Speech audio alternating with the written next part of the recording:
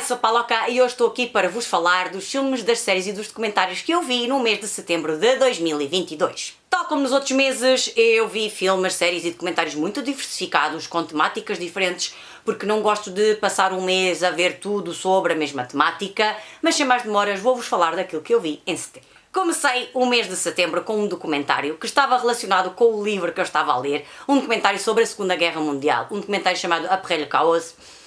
E este documentário fala-nos de 4 cidades que foram destruídas durante a Segunda Guerra Mundial e da sua reconstrução. Então estes 4 episódios são dedicados a Le Havre, Varsóvia, Berlim e Londres. A única cidade que eu não visitei foi Le Havre, portanto eu já visitei a Polónia, já visitei a Alemanha e já visitei a Inglaterra, portanto essas cidades, essas capitais, sim, eu conhecia. Perto de Le Havre eu visitei Caen, que foi a cidade mais destruída depois do desembarque da Normandia, por isso acabou por haver aqui uma relação com Le Havre e com essa destruição. Gostei muito de ver estes episódios. Estava diretamente relacionado com o livro que eu estava a ler, por isso foi muito interessante ver como estas cidades foram destruídas durante a Segunda Guerra Mundial e toda a reconstrução que se seguiu ao período da Segunda Guerra Mundial até aos dias de hoje. Como é que estas cidades foram reconstruídas. Foi muito interessante ver essa reconstrução e que tipo de reconstrução houve em cada uma das cidades. Eu gosto muito da temática da Segunda Guerra Mundial e depois daquilo que aconteceu depois da Segunda Guerra Mundial, portanto achei muito interessante este documentário. Gosto muito de documentários deste tipo que passam na RTP2, às vezes não são muito falados, mas eu, como estou sempre de olho ou no Instagram ou no Facebook da RTP2 para saber o que é que vai dar, eu estou sempre muito atenta a este tipo de documentários. São documentários relativamente recentes, portanto não sei, de 2020, 2021, às vezes 2018, 2019, mas são relativamente recentes, portanto são documentários muito interessantes, muito informativos e eu gostei mesmo muito de ver este documentário, ainda por cima porque estava relacionado com a leitura que eu estava a fazer. Depois vi na HBO Max um filme, Elvis. Este filme é de Baz Luhrmann. Baz Luhrmann foi o realizador de 2 filmes que eu adorei, Romeo and Juliet and The Great Gatsby, ambos com Leonardo DiCaprio. Gosto imenso da cinematografia dos filmes do Baz Luhrmann, gosto imenso daquele colorido, gosto imenso das bandas sonoras, gosto imenso da forma como ele adapta as histórias dos livros para filmes, mas aqui temos um filme diferente porque não é baseado num livro, é baseado numa vida real, na vida do cantor Elvis Presley. E eu gostei da história do Elvis Presley, mas não gostei da forma como o filme foi contado, não gostei muito da personagem que o Tom Hanks interpretou, que eu só descobri quase no fim que era o Tom Hanks, porque eu sabia que ele entrava, mas depois, como ele está completamente irreconhecível, só depois é que eu pensei, mas quem é que é o Tom Hanks no filme, e fui ver e não gostei propriamente da personagem que ele interpretou. Gostei da parte do Elvis, gostei muito do ator que fez de Elvis. Eu acho que deve ser muito difícil interpretar estes grandes ídolos ou estas grandes personalidades, deve ser muito difícil encarnar estas personagens, por isso eu gostei dessa parte. Gostei da cinematografia, gostei da banda sonora. Como vos digo, é um filme diferente do Baz Luhrmann porque aqui não temos uma interpretação de um livro ou contar a história de um livro, mas em filme temos uma história real que se calhar não foi contada da melhor forma. Por isso eu gostei do filme, mas não gostei muito dessa parte. Já estou à espera que saia o próximo filme do Baz Luhrmann, porque já vi que também é baseado num livro, um livro que eu adorei ler, um clássico russo, por isso já estou aqui cheia de vontade de ver esse filme. Este não me cativou tanto como, por exemplo, o filme do Bohemian Rhapsody ou do Rocketman, quando estamos a falar dos Queen ou do Elton John.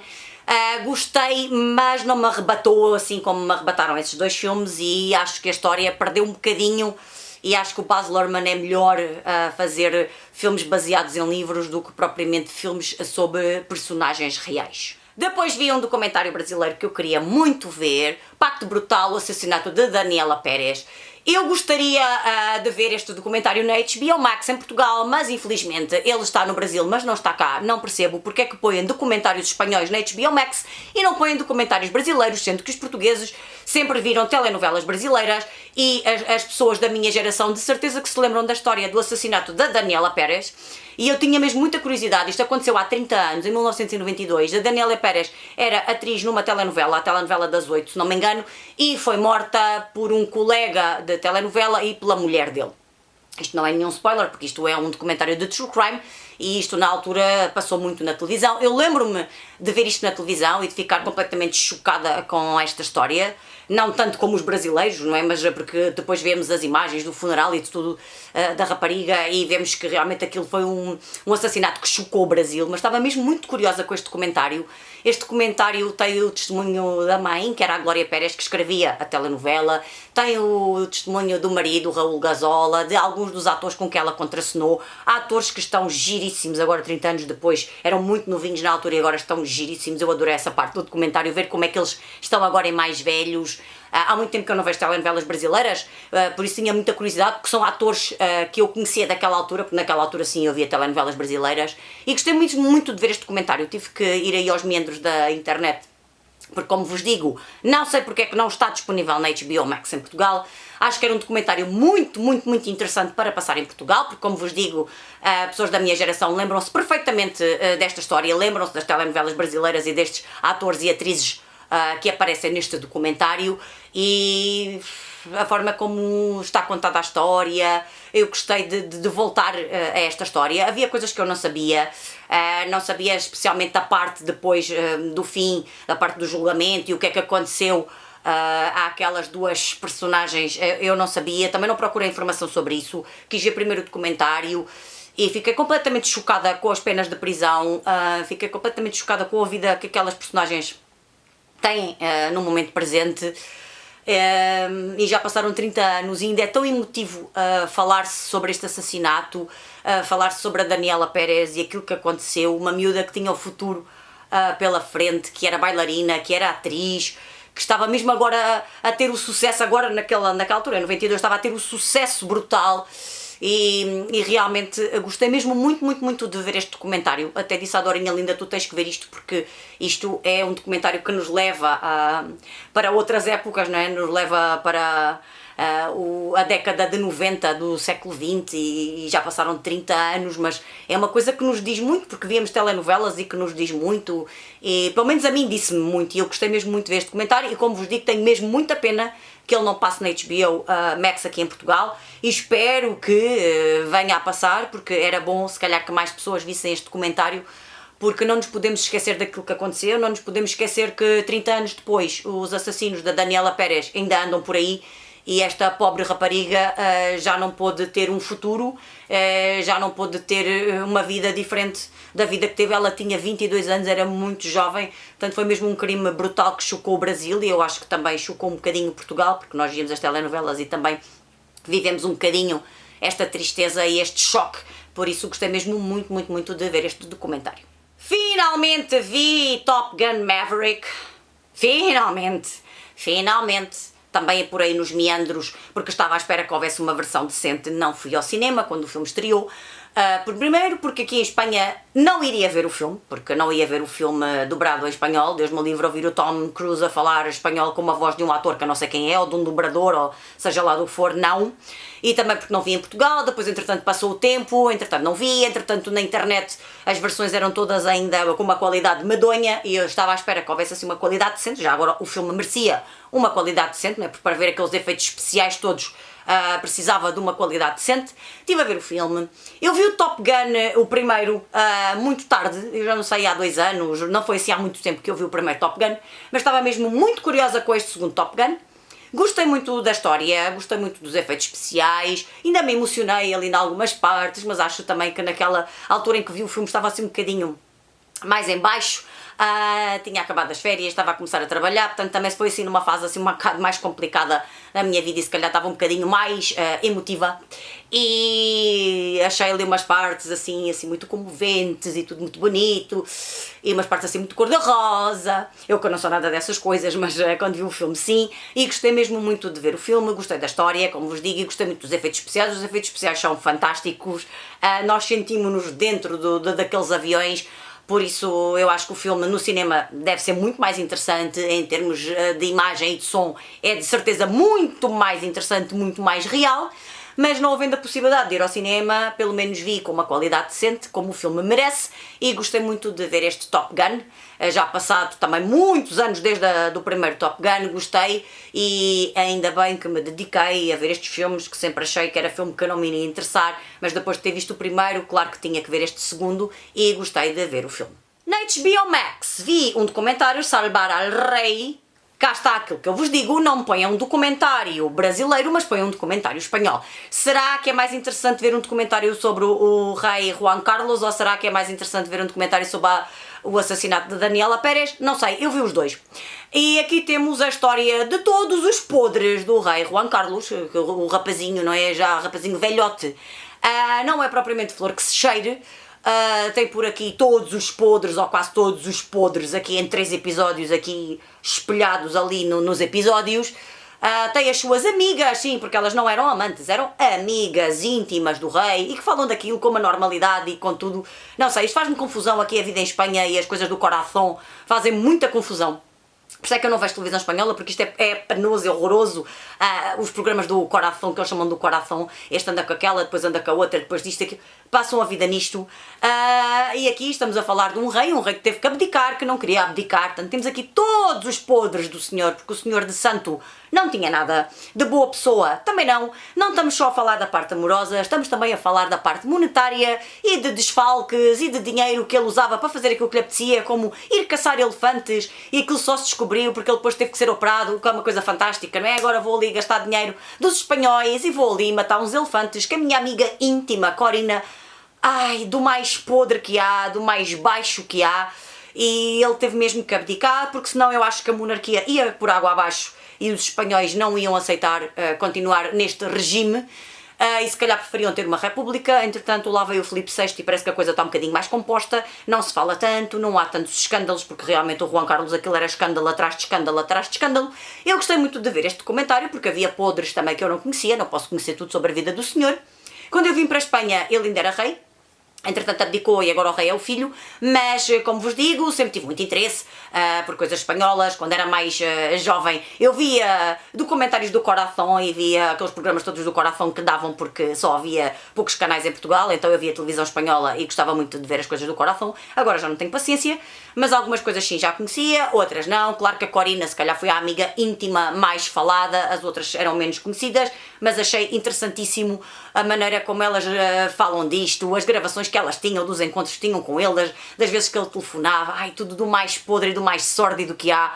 Isto é mesmo daqueles programas do Coração, da imprensa cor-de-rosa e de tudo aquilo que vocês possam imaginar, e aquilo só vai confirmar que o senhor realmente tem muitos podres, não é nenhum santo, e aquilo que eu achava dele se confirmou tudo, por isso não há assim muito de novidade naquilo que vi, mas gostei mesmo muito de ver este documentário e de ver aqui tudo exposto, aqui tudo a nu, e nós percebermos de maneira geral quem é esta personagem e porque é que este rei teve que abdicar. Depois vi na HBO Max a segunda temporada do The Capture. The Capture é uma série britânica, uma série muito interessante que nos fala sobre câmaras e câmaras de vigilância. E a forma como estas câmaras de vigilância podem ser adulteradas e as imagens que estão a passar, que nós pensamos que são em direto, não são em direto ou não são reais.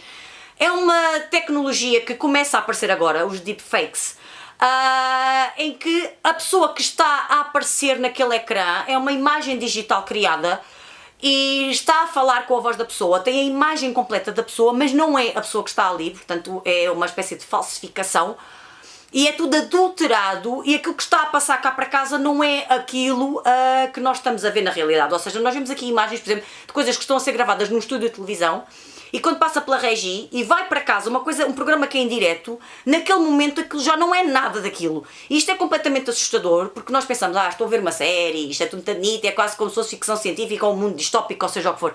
Não! Isto não é assim tão estranho, não é assim tão irreal, é algo que pode acontecer. Ou, por exemplo, nós sermos apanhados numa câmara de vigilância de uma cidade e não estarmos a fazer nada, mas naquela câmara de vigilância sim aparecemos a roubar ou a matar, ou seja o que for. Ou seja, é tudo adulterado. Isto é assustador, nós pensarmos que isto pode existir. Eu não vou adiantar muito mais sobre a história, porque isto é a continuação da primeira temporada, é exatamente como começa na continuação da primeira temporada, e então nós vamos percebendo estes meandros, e estes meandros das adulterações das imagens, e para que é que servem, para que é que nós vamos adulterar as imagens que estão a passar na televisão, ou estas imagens das câmaras de vigilância, das CCTVs. É completamente assustador, e é assustador pensar que no futuro isto pode acontecer e que nos pode acontecer a nós. Por isso eu gostei mesmo muito de ver esta segunda temporada desta série, que não é muito falada por aqui, que se chama The Capture. Depois vi na Netflix um documentário de True Crime Scenes of Our Mother, e eu não sei como é que é de descrever esta história. A história de uma mãe que se mete numa seita e que faz ali uma lavagem cerebral e que começa a ver as pessoas como zombies e acha que esses zombies não têm lugar na sociedade e por isso tem que os eliminar. E é completamente surreal ver que aquela lavagem cerebral fez com que aquela mãe deixasse de ser uma mãe e de ser uma mãe protetora. Não vos vou adiantar muito mais, mas posso-vos dizer que fiquei chocada. Eu já estava à espera quando comecei a ver a série que o final fosse aquele, mas fiquei completamente chocada como é que as pessoas fazem ou têm estas lavagens cerebrais e ficam completamente loucas, completamente transtornadas, com pensamentos completamente, nem sei como descrever, quer dizer, fora da realidade. Quer dizer, esta mãe vivia numa realidade completamente longe da nossa realidade, quer dizer, ela vivia numa espécie de distopia em que só ela é que era boa e os outros eram todos maus. E ela olhava para a pessoa e aquilo tinha vários graus dentro do espectro da pessoa, e via se as pessoas eram boas, se eram más, e se eram más tinham que ser aniquiladas. Não consigo perceber como é que as pessoas se metem nas igrejas e se metem nas seitas, e como é que levam estas lavagens cerebrais e se calhar passam de uma pessoa normal ou mais ou menos normal, porque o que é ser normal, isso depois leva à grande discussão do que é ser normal, mas tudo aquilo que estas lavagens cerebrais podem fazer a uma pessoa e tudo aquilo em que estas pessoas se podem transformar.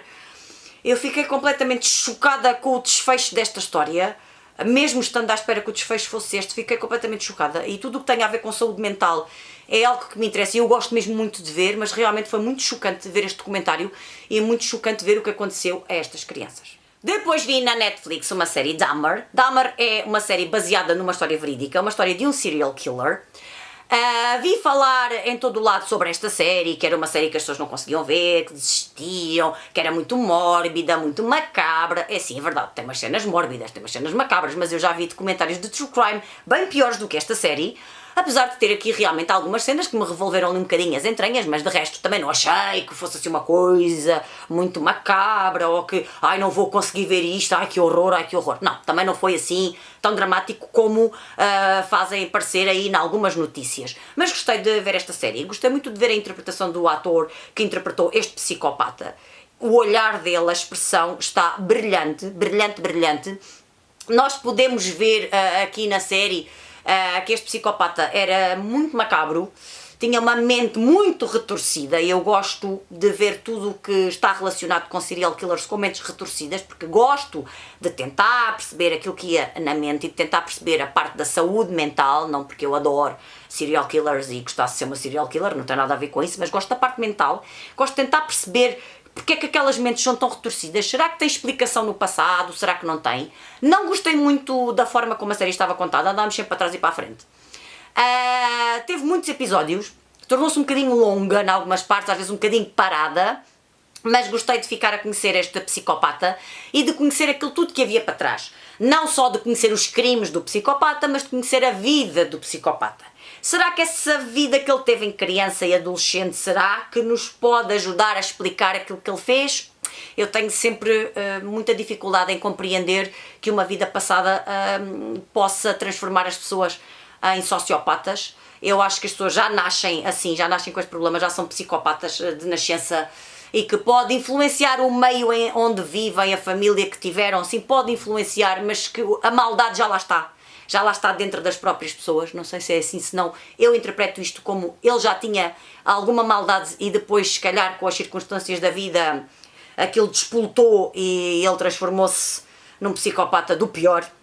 Mas gostei mesmo muito de conhecer este Dahmer. Agora estou muito curiosa porque vai haver um documentário na Netflix com gravações com o verdadeiro Dahmer, portanto não uma série baseada numa história verídica, mas sim a história verídica, um documentário de true crime sobre este Dahmer, portanto estou mesmo muito curiosa também para ver, para comparar um bocadinho com a série. Como vos digo, achei que foram muitos episódios, achei que às vezes andávamos para trás e para a frente muitas vezes e às vezes andava ali um bocado perdida, agora é criança, agora já é outra vez adulta, agora não sei o quê, agora voltamos para trás, agora para a frente, andámos ali muito para trás e para a frente e se calhar às vezes andei um bocadinho perdida, mas a interpretação deste ator é excelente, excelente, excelente, ele encarnou ali a expressão e os olhos e tudo de um psicopata e essa parte é magnífica. Para terminar o mês de setembro, outro documentário sobre a Segunda Guerra Mundial, White Light, Black Rain, The Destruction of Hiroshima and Nagasaki. Como o próprio nome indica, este documentário está relacionado com as bombas atómicas. Um documentário que eu só agora é que descobri que estava na HBO Max, porque se não tinha visto este documentário em agosto quando li A Bomba, fazia todo o sentido ver este documentário em agosto, mas só vi agora em setembro, também faz todo o sentido, porque a Segunda Guerra Mundial acabou no mês de setembro e foi agora que eu li o livro da Segunda Guerra Mundial. E foi um documentário sobre a destruição provocada pelas bombas atómicas em Hiroshima e Nagasaki. Um documentário com sobreviventes das bombas atómicas. O documentário acho que é de 2007, portanto já tem uns aninhos. Ainda havia muitos sobreviventes das bombas atómicas e os testemunhos que eles dão são completamente chocantes. As imagens que têm daquela época são horríveis, horríveis. Eu tive as lágrimas nos olhos algumas vezes quando vi algumas das imagens, porque aí sim são imagens difíceis de ver, de pessoas queimadas, dos corpos na rua, da destruição das cidades. Eu aí sim emocionei-me bastante a ver este documentário. Eu já tinha visto há uns anos imagens da destruição de Hiroshima e Nagasaki, se calhar as imagens até eram as mesmas, porque se calhar não há assim muitos vídeos sobre isto, sobre os tratamentos que aquelas crianças, aqueles adolescentes tiveram naquela altura. E ouvi-los a falarem mais velhos, ouvi-los a falar sobre a destruição, sobre a família que perderam quando as bombas atómicas explodiram nestas duas cidades, ver os problemas que eles tiveram de saúde, foi muito chocante, emocionei-me bastante a ver este documentário, mas acho que é um documentário importante e é importante nós percebermos qual é o perigo das armas nucleares.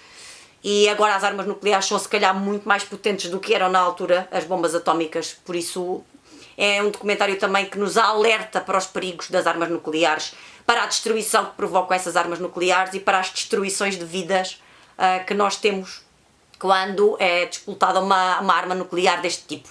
Foi mesmo realmente muito triste, muito chocante, foram mesmo imagens difíceis de ver, mas gostei mesmo muito de ver este documentário. E foi assim o meu mês de setembro, um mês diversificado, um mês interessante, um mês informativo. Gostei de tudo aquilo que vi no mês de setembro. Claro que há sempre algumas coisinhas que não nos agradam tanto, mas foi um mês muito bom. Gostei mesmo de começar e terminar com a Segunda Guerra Mundial neste mês de setembro, que foi um mês dedicado também em leituras à Segunda Guerra Mundial, por isso eu acho que esteve tudo muito bem conjugado. Digam-me nos comentários se já viram algum dos filmes, das séries ou dos documentários, ou se têm curiosidade em ver algum deles. E não havendo mais nada para vos contar, eu vou-me despedir. Um grande beijinho e até ao próximo vídeo. Tchau!